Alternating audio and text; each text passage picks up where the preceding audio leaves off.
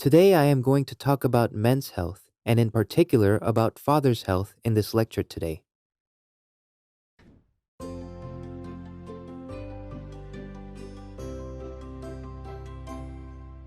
In fact, unlike women, men do not go through a rapid menopause-like process.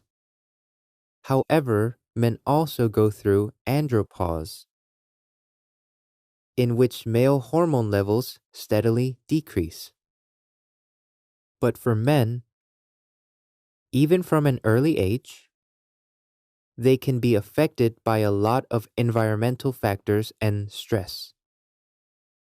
Working in your 20s and 30s as a part of a company or organization can cause excessive drinking, smoking, and a lot of stress.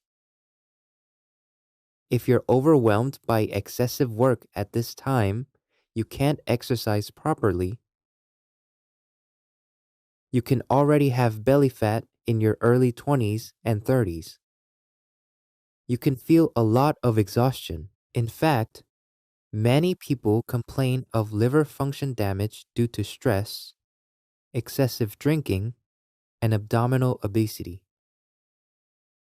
Of course, men can recover well if they take care of their health while they're young and exercise. But there are many cases where they don't. Now, as you go from your 30s to your 40s, you'll feel that your recovery is much slower. Now, people jokingly say, wait till you're in your 40s, wait till you're in your 50s or 60s, your daily life changes. A lot of people say this, and I heard a lot of this too. Not only is there social stress and irregular eating habits, but male hormones are reduced by about 2% every year starting in their 20s. So in your 40s, you'll have 20 to 30% of the levels compared to your youth. When you're in your 50s or 60s, it's 10%. Once you're in your 70s or 80s, it's almost less than 5%. So people say that your male hormones decrease a lot. So for male hormones, when there's a reduction, it's actually masculinity which plays a major role. It's being active and aggressive. Masculinity is reacting when you see an attractive person. But once this falls off, it can be accompanied by a little depression. And when building up and maintaining muscle strength, the most important element is actually male hormones. In your 20s and 30s, even if you lack muscle strength, due to excessive fatigue and lack of exercise, if you diligently lift weights and exercise, it's possible to recover a lot. But once you're over 40, even if you put in the effort to exercise, it's hard to grow muscles as big or recover your health to what it was before. And male hormones also play a large role in bones. So men can develop osteoporosis or get weak bones. Your flexibility can weaken as well. Next is something that comes with age. This actually doesn't have to do with male hormone levels, but because of stress and various other causes, there are many cases where you can get hair loss. And the biggest headache for men is prostate hypertrophy. So when you're over 40 or around 50 to 60 years old, a lot of men suffer from this kind of prostate hypertrophy. So for men, while they have to manage their health from a young age, they have to manage particularly well in their 40s and 50s. It's not easy to recover broken health. You have to maintain your muscular strength as you get older. It's not easy to recover muscle strength once it's damaged in your 40s and 50s. When you're young, weight loss might be fine. But once you're 40, 50, or 60 years old, it's better to refrain from rapid weight loss and better to lose it very slowly. Why?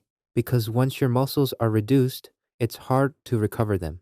In particular, we can build arm and leg muscles at the gym, But for things like our core or muscles around our spine, it's not easy to recover them with exercise for the most part. So for healthy men, it's important to maintain health when you're young, but to really pay attention in your middle age. Then the first most important thing for men is obviously exercise. No matter what we say, it's actually impossible to live without stress. So we have no choice but to get stressed. But what relieves this is exercise. I recommend that you do aerobic exercise that uses up to 50 to 60% of your maximum capacity. And because it's important for men to maintain their muscles, it's good to do exercise that maintains muscles as well. There's no need to overdo it. It's good to invest about 20 to 30% of our exercise towards muscle maintenance. Then around 70 to 80% can be for aerobic exercise. Of course, if you're building muscle for some purpose, you can invest more time into it, but it won't dramatically improve your health. Because your muscles won't increase as much as you'd expect, you really don't have to overdo it. Especially for men, things like stress and overactivity can cause a lot of free radicalization. When we're young, even when we have some free radicals, we get rid of a lot of them because our bodies have the capacity to do so. But as we get older, our ability to remove them decreases. And men are very busy and have to pay attention to themselves. It's said that the concentration of free radicals increases a lot due to large amounts of activity and irregular eating habits. That's why I strongly recommend you to eat antioxidant foods, as well as products with antioxidant ingredients. I strongly recommend people consume these because we cannot consume these colorful rainbow vegetables every day for each and every meal. So it's good to supplement whatever you're lacking. In particular, men can get weak bones. It's not easy for modern people to see the sun, so it's easy to get osteoporosis from calcium concentrations. It's important for men to intake vitamin D in appropriate amounts. I also emphasize protein intake whenever I can. Because protein is something that isn't stored in our bodies, it's important that we supplement as much as we need whenever we can throughout every single day. Since it's not stored, you will lose muscle if you overexercise without sufficient protein or don't intake any for the day on the basis of having a lot the day before, because our bodies store protein on a daily basis. So it's extremely important to consume protein well and regularly. And once men start developing a belly and gaining weight, they think that they have to cut out fat altogether. But that's not correct.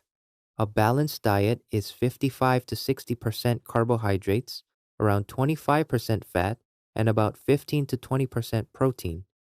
Note that there's a recommended daily intake of 25% fat. About 10% of that 25% are saturated fatty acids, and 15% are unsaturated fatty acids. In fact, most unsaturated fatty acids are essential fatty acids that cannot be produced in our bodies. They are omega-3, omega-6, and 7. Among them, omega-3s are widely used in our bodies. This omega-3 that we cannot produce in our bodies are involved in brain tissue and cell membranes. In particular, these omega-3s help prevent excessive triglycerides from increasing in our bodies, so we're prescribed them as medication. Even without a prescription, omega-3 plays many good roles. Since it's an essential fatty acid, I recommend you to take some. Men have to also worry about prostate hypertrophy. In fact, this is quite a concern for men. You can't think of it as a disease that'll come as you get older. Add some good food to your diet for your prostate accordingly. Next, you must get adequate sleep. Make sure to try getting regular sleep time. And to relieve stress, enjoy some hobbies suited to you.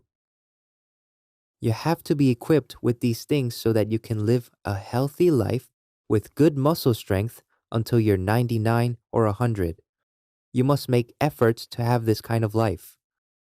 This is the case especially for young men in their 20s and 30s, as well as old age. There are so many cases of fatty liver or liver failure that leads often to complaints of fatigue.